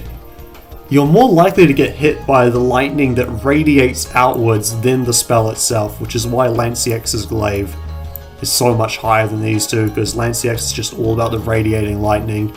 These ones you have to get a direct hit, and the hitbox for doing so is a very small area in front of you. Moving up, Aspect of the Crucible, Tail. I don't know what to say about this one, man. It is very slow. It is very easy to avoid. Also, and this is just a personal note, it really pisses me off that in order to do 2 swings, you need to hold it down at the start. It is a charged version that does the 2 swings, when visually it looks like it should be a second cast, like with Magma Breath or something like that. It's very annoying, personally, to me. But yeah, there's not a lot you can really do with this spell. There's not a lot you can really cook with it. The single cast and the charged 2 swings are both the same speed to start up, so there is zero potential to mix up this spell. There's just nothing there to work with. It is very C-tier. It looks cool. It looks really cool, I'll give it that. It's a very unique looking spell. It's just bad. Speaking of which, Frozen Lightning Spear. This is very much a spell you can cook with. This is a spell you can kind of place it on the ground and then aggress someone or whatever, but it's just bad. It is the big brother of Lightning Strike over here, except much slower. and even more telegraphed, and it doesn't have that interaction with Honed Bolt to try and save it. It does respectable damage, but once again, it's a spell that's just never ever going to land. I think I used to really like this spell, but that was a much less educated me. I have grown wise in the ways of the world. Anyway, bam bam. Inescapable Frenzy. I don't think this needs any explanation. It is impossible to land this on anyone. You can be fighting someone who is just really bad and they will not get hit by it. The only way to get hit by it is to directly run into it. You would think that you could mix it up because it has a similar startup to Flame of Frenzy. Like you could hit someone and then switch between Flame of Frenzy and Inescapable Frenzy so they don't know which direction they should be going. Problem is there is no poise on an Inescapable Frenzy, so the answer is always just to interrupt it. You don't even need to chance it. And even if you are chancing it, you need to be directly pressed up into their face, fucking chest plate against their chest plate, making out that kind of fucking range in order to actually get hit by Inescapable Frenzy. And the payoff isn't even that good. It doesn't even kill them. It just does like 800 damage and then bam, you can follow it up with a running attack or whatever and start your chain. But like, if I land this, I want my opponent to be dead. If I actually land this, I want them to fucking pass away. I want them to turn to dust. This is so much work, so much setup to try and land this spell. You have to run uphill both ways just to try and land this on somebody, and then it doesn't even do much. C tier, get out of my sight. Electrify Armament. How the mighty have fallen. If you ever played Dark Souls 3, then you know that spell buffs on your weapon can be really good. The problem is the buff needs to do damage, and 0.75 times incant scaling is not a lot of damage. You need to invest quite heavily into Faith to get some actual respectable damage out of this, and if you are investing into Faith, the correct answer is always just to do a Sacred Infusion, or even just a Flame Art Infusion. Both will get you more damage than just a physical infusion with Electrify Armament. You need to be very high up in level in order for this to actually be worth using. You need to have like maxed out strength and faith or whatever, and then this will be worth it. But if you're not at the point where you can max out 2 fucking damage stats, then it's better to just either go pure faith with a Sacred Infusion or go pure physical and apply a grease or something, you know? It's just bad. It is electric damage, it's lightning damage, so I will give it that. There is potential for it to maybe come out on top if you are in water and it is raining. But if you've got only one of those, then this is just going to be less damage. It's just, you're making your build more difficult in order for it to be worse. In the same boat, Black Flame Blade, really bad. It is very fast to cast, but it's also very fast to wear off, so that kind of evens out. It does give you this percent max HP damage, which is something unique. So if you're using a strength or a dex build, then this could actually be a way to squeeze out some extra damage in a really interesting way. The problem is the damage is really low. You're probably only going to get like 30, 40 damage per hit, which is very minimal. It does add a little bit of flat fire damage, or not flat fire damage, it adds a little bit of scaling fire damage, but it's so small it might as well just be a resin. I don't know, it's a lot of work to keep this buff up, and once again, it's just worse than enchanting, or not enchanting, infusing with Sacred or Flame Art. That's really what it comes down to. It's just a pure numbers game, and these guys are losing hard. Next up, Blade of Death, or whatever it's called. Very bad. It is an incredibly slow projectile. It's decent enough in the range department, but it's just so slow and so telegraphed that you will not be able to cast this, and if you do be able to cast it, you will not be able to actually hit it. It's just, it doesn't even do much damage. This is the thing that baffles me about these spells like Inescapable Frenzy and all these spells that are so difficult to land. They don't even do much damage.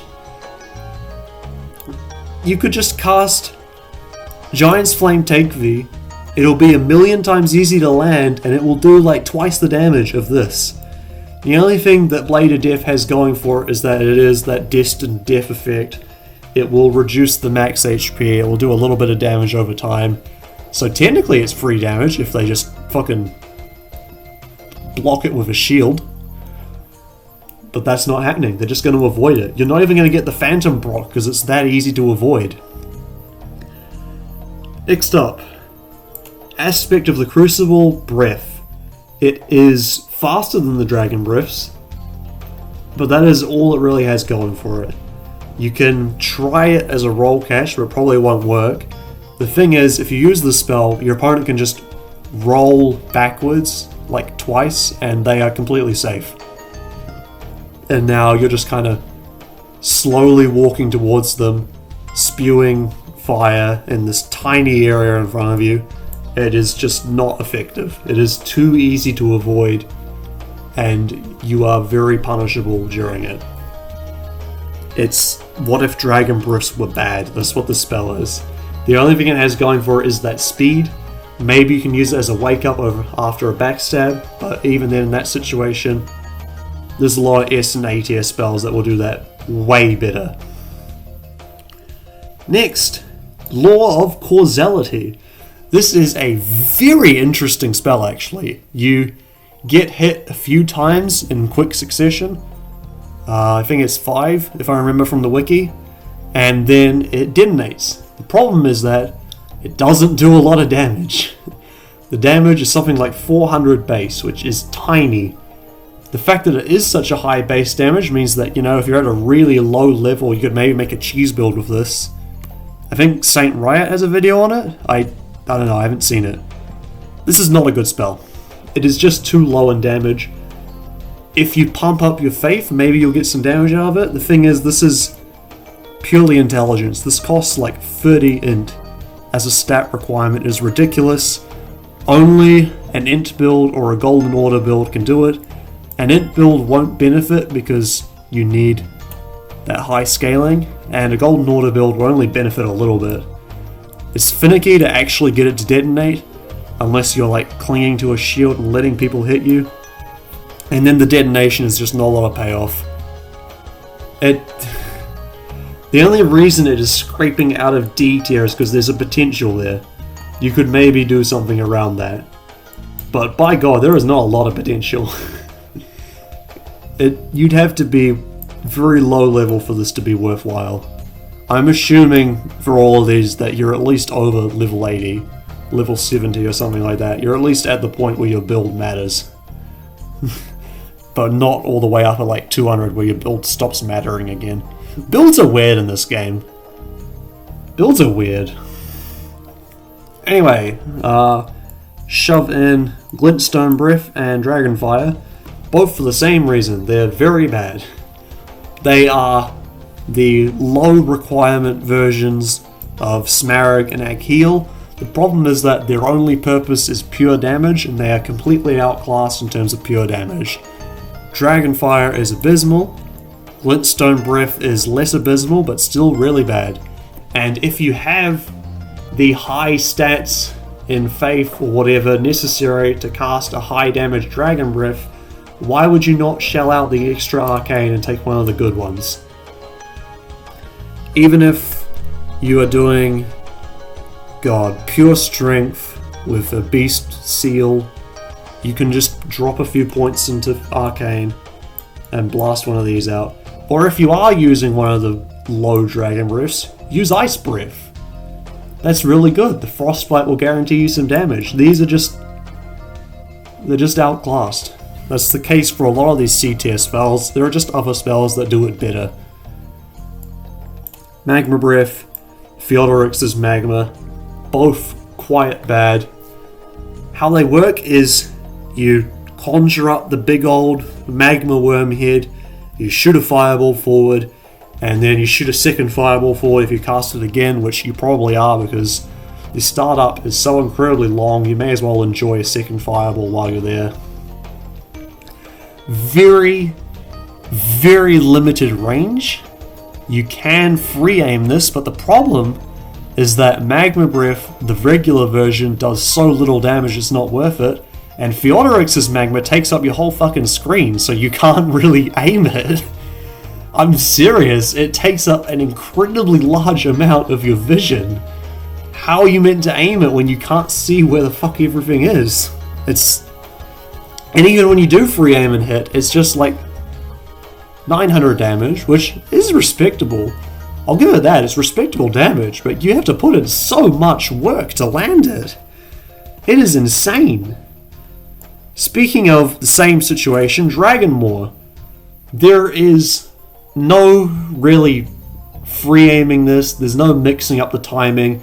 It is just big head, you float into the air, you plunge back down. If your opponent is close to you, they do not get hit because you fly over their head.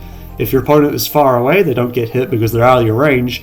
They need to be standing within a specific range when you cast it. They need to remain in that specific range while you're casting it.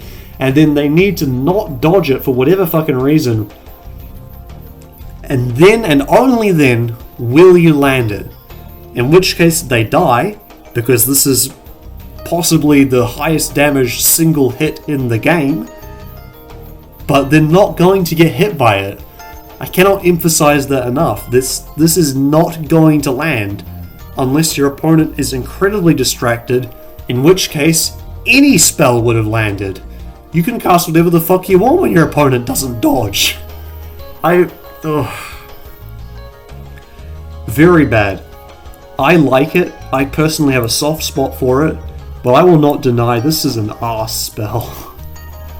No one with any amount of awareness is going to get hit by it, and you will eat a lot of damage because you are just floating in the air and they can swing whatever they want at you. They can come up and hit you in melee and you will just fly over their head. This is incredibly punishable, incredibly unlikely to land. C tier. The only thing keeping it out of D tier is the fact that it does just kill you. So once in a blue moon you can get a nice clip with it, but that's it. Next up, Flame Cleanse Me. Rendered completely and utterly irrelevant by the existence of boluses. The only real argument for its existence is maybe you have a moral problem with duping boluses, or you just straight up don't want to have to back up your save and reload it every time, in which case, yeah, you can use it, but it is slower than a bolus, and you take a little bit of damage for using it anyway, so like, if boluses are available, this spell just basically doesn't exist. And I think the reality, past a certain level of investment into this game, is you're probably just backing up your save for items anyway, because the number of limited items in this game is just absurd. Anyway, following up, all of the heal spells sit right here. They are technically useful. The problem is that they are not the best at what they do. They can't trade with an attack like Erdtree Heal can, so you're probably only going to use them when you are out of direct danger, in which case you will just use one of the regeneration spells because they cost significantly less FP, they require significantly less stat investment, and the health gained over time is probably better than these spells anyway. You need a lot of faith investment to start scaling up into big heals, and because these spells all cost faith as a stat requirement, you may as well just use Erdtree Heal and get the best. There is no situation where you meet the minimal requirements and decide to use these, because then you'll just use a regen spell and it will be better. They need a lot of faith in order to scale, because for some reason healing scales off of faith, but in that case, bam! Just use Erdtree Heal. There's no real reason to use these. Even if you're at a ridiculously low level, you will just use a regeneration spell instead. They are just outclassed completely and utterly. Again, the only thing that saves them from D tier is that they do actually do something. They have a use. They're not completely worthless to attune. There might be some niche build that I haven't thought of that will benefit from these more than they would from a regeneration. But it ain't looking likely. Okay. The end is in sight. All we are left with now is the D tier. And I think there's going to be nothing controversial in here. I think there's only one or two spells that you could argue don't deserve to be here. Let's start off with Darkness. Darkness is literally useless. There are... Well, Black Flame Ritual is better as a smoke screen because it actually discourages them. This is just worthless. I don't need to explain it much. You cannot hide in it. It is too short, and most moves in the game have an audio cue anyway. Next up, Bestial Constitution. It is a worse bolus, but it is for Bleed and Frost, which aren't even situations that you urgently need a bolus in outside of combat. The only time you're going to use Flame Cleanse Me and these spells are when you're outside of a fight, seeing as they're so slow, but Bleed and Frost you can just wait and you'll be fine. Assassin's Approach. It makes you silent and it reduces fall damage. The silence is pretty much worthless, you can just get that from a talisman. Full damage, again, I'm pretty sure you can just wear a talisman for that, but I might be wrong. Even then, the boundary for full damage is so small, you are so unlikely to take this. In a duel, this is literally worthless. In an invasion, this is as close to worthless as it gets. Black Flame. Really strange spell to see down here. It is actually useful. It is actually unique in that it applies the Black Flame damage over time effect. However, it is sharing an animation with these other fireball spells like Flame Fall Upon Them and Giant's Flame Take V, and it has nothing to offer in comparison. It is just a very nothing spell. It's very small for the hitbox, so it's not that easy to hit. It is a spell that is always outclassed. Same with the basic Flame Sling, it is always outclassed. You can just put Beast Roar on your weapon if you really need a ranged option that badly, and it will perform 10 times better than these. So yeah, which Frenzied Burst. Completely worthless. This will not hit anyone unless they are in their menu and not looking at the game. It is just inferior to Great Bows in every sense because you need to actually have lock on in order to use this. You could theoretically free aim it, but the level of machine precision you would need to do that is fucking... I can't even imagine it. No, you're not going to free aim this. You're going to be in lock-on range. It's just not that good as a long-range poking option. Litany of Proper Death. Does no damage. Very long startup relative to the payoff. It's bad. You could maybe use it as a finisher when your opponent is at incredibly low health, but in that case you can just use Throwing Knives and it will be better. And that situation doesn't even come up terribly often because this game doesn't have Tears of Denial. If you're at low health, you're probably getting fucked up. Noble Presence. This is a spell that will never land. It is slow startup. It is a very small AoE. It's actually smaller than Wrath of Gold by a fair margin. The only thing that it has going for it is, again, it has a little damage over time effect. But that is so small. You're never going to land this. I think the only time I landed it was when my opponents were literally holding their fucking shield. In which case, yeah, it's kind of easy to hit them with anything. Ugh. Bam! Flame... I forget its name. Fire's Deadly Sin. I said it earlier in the video, I don't know how I forgot it. It is very bad. You light yourself on fire and take damage over time, and in return you get an aura where anyone nearby, well, not a literal aura, I think it's a body buff actually, but you get a zone where anyone within it will take damage, but the damage is very small. It is almost the same as poison in terms of the small damage, but you have to sacrifice a lot more for it, and it's just, what's the fucking point? That's my main feeling whenever I cast this, just what's the point? Let's just move on. Immutable Shield gives you extra elemental resistance on your shield, and I believe it makes it resist status effects. If you are using a shield, you are probably using fingerprint shield with some grease. I don't see when you would ever want a mutable shield, and really there's just not a lot of situations where you use a shield in general in this game, and the situations where you do use them, you don't really care about getting the buff from a mutable, because you're probably just going to do shield crash with a bleed or something. You don't really care about the defense that much. Shields only have one move in their moveset which will give you block frames, that is the running attack, I believe. If you're shield poking, then maybe this is worth it, but like, just use grease. Moving on, Order's Blade, minimal buff for a bad damage type. I don't believe this scales like the other ones do, so it's even less worthwhile. Same sort of situation with Poison Armament. Literally just use a grease. This doesn't scale. Or just use the Poison Mustache. Speaking of which, here's the spell. Just use the Poison Mustache. I don't have a lot to say. If you really need a cloud that badly, there are ashes that give you that. You don't need a spell. You don't need to waste a spell slot to apply poison to someone. You can just use poison knives, or better yet, just apply rot instead with an ant spur rapier or something. The damage over time from poison is very weak, especially in a game where Scarlet Rot is available and available to every build.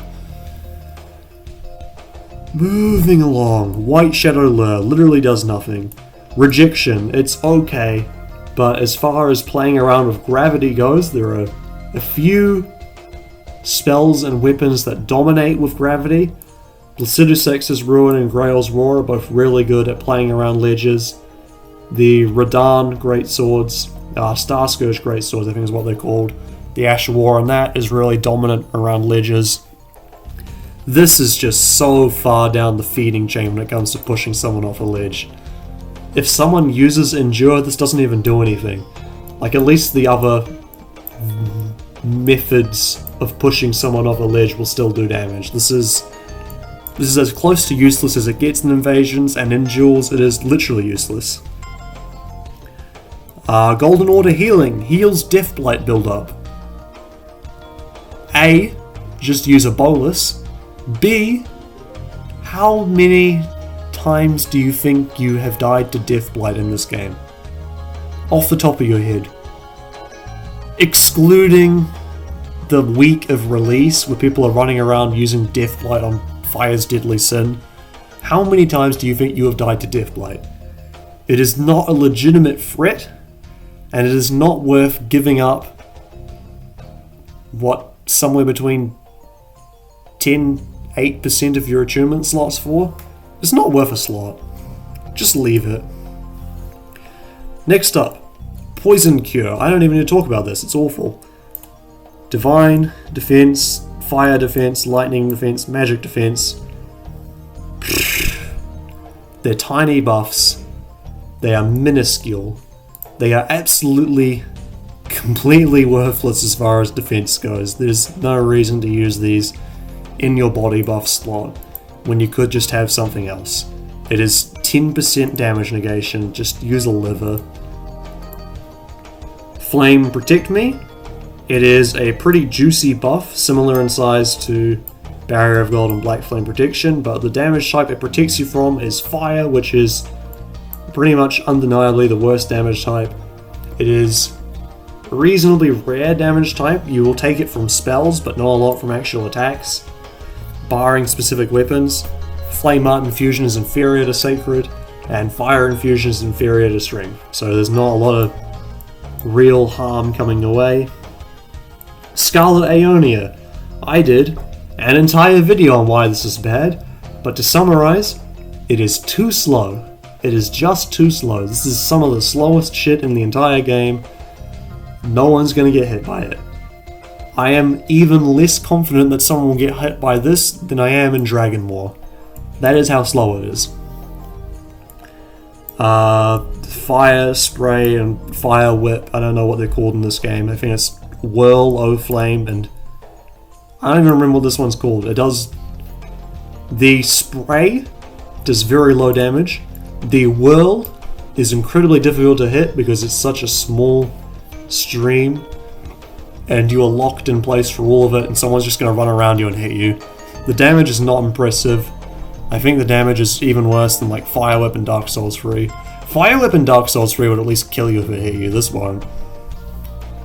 Vike's Dragon Ball. The only spell where I think it actively makes your build worse. Because the thing is, this spell has two parts to it, right? One part is just Electrify Armament but worse. It gives you that 0.75 times incant scaling lightning damage, but for a shorter period of time. Whatever. The other part is the body buff, which lowers your lightning defense, same as the regular Dragon Ball. I don't know if I mentioned that. This also lowers your lightning defense. But in return, it gives you a slight buff to your equip load. The problem with that is that gains in equip load are not slight. You are either gaining enough to hit a poise threshold, or you are gaining very little. And this is not enough to hit a poise threshold unless you have invested a lot, and I mean a lot, into endurance, at which point you have fucked up your entire build in terms of damage just so you could squeeze on slightly more armor and hit a poise threshold, and you need to be pumping high faith in order to get the damage out of the armament buff. And it's just, ugh. I am not joking, I tried to figure out a build to use this for a video, and it was always the same story of you are either not gaining much in terms of defense and poise from the equip load buff, or you are gaining a lot but your entire build is shit because you've ruined your damage or you've sacrificed your vigor or something, and it's just... it's such a needy spell. It's needy. You need to invest massive faith, you need to invest massive endurance. You are not going to use the spell until you also have massive points in strength or dex for physical so that the armament buff is worth it. You need to be insanely high level until this starts paying for itself. And until you do that, it is either doing nothing for you because you're not making use of the equip load buff, it is doing very little for you because you're using the equip load buff to get a couple more points of damage and still light roll, or it is actively hurting you. I would say it's actively hurting you in most situations. In fact, that's the most common outcome for this buff. It is bad beyond belief. I think everyone knows that by now. It looks really cool. I will give it that. It looks so cool, but the body buff is worthless, and the weapon buff is outclassed by another spell that is a C tier spell. Nothing more to say. This is the upgraded lightning prediction. I don't think it's worth it. I don't think lightning damage is common enough to be worth it.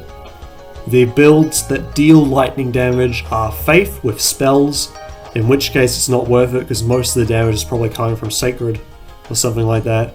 Or a Dex build, in which case it's not worth it because it's so easy for them to just switch to a sharp weapon. Or Keen, sorry, it's Keen in this game. So easy for them to switch to a keen weapon and just completely negate the buff. You may as well just use a crowd or something. Something that doesn't cost you a slot in your FP. Believe this is Holy Protection. And this is Lord's Aid, which just cures a bunch of status effects. They're both worthless. That is the tier list. It is not necessarily completely in order, but I'm not going to move them around too much. Please go into the comments and beat the shit out of me for my bad opinions. But yeah, I think this is every single incantation in the game. I think they're all here. There's a possibility that I have missed some, in which case please relentlessly mock me for forgetting about your favourite spell, Grunk Shitto's Lightning Arc or whatever. Oof.